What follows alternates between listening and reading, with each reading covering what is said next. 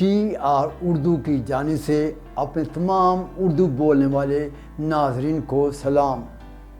سب سے پہلے اپنے اس پروگرام کے توسط سے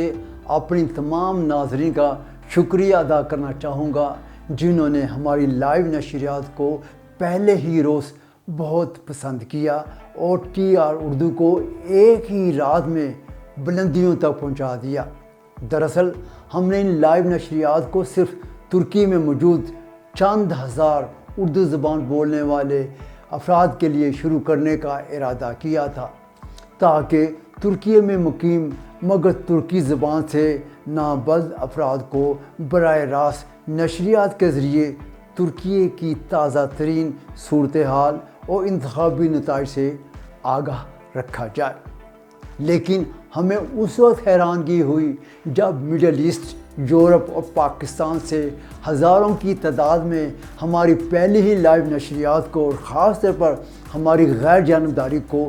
بے حد پسند کیا گیا۔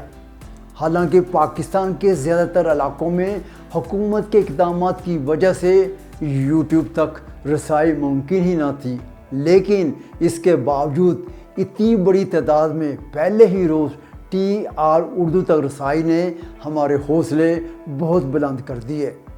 مجھے اس چیز کا احساس ہے کہ زیادہ تر ناظرین مجھے صدر رجب طیب ایردوان کے بہت ہی قریب ہونے اور روزنامہ جنگ میں صدر ایردوان کے حق میں سینکڑوں کی تعداد میں کالم تحریر کیے جانے کی وجہ سے جانتے ہیں، اور ان کو توقع تھی کہ میں یک طرفہ طور پر صدر رجب طیب ایردوان کی حمایت میں یہ نشریات پیش کروں گا، لیکن میں نے ایسا ہرگز نہیں کیا، بلکہ صحافت کے سنہری اصول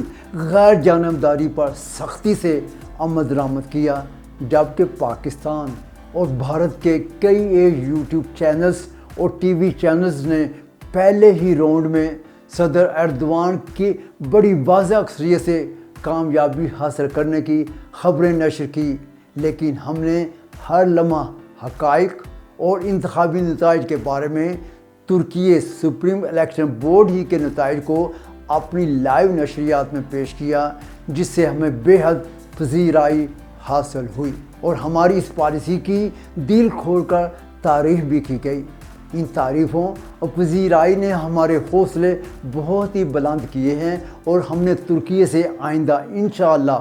وقفے سے اور خاص طور پر 28 مئی کو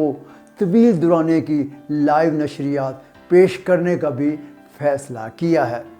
شکریہ ٹی آر اردو، شکریہ اردو ناظرین۔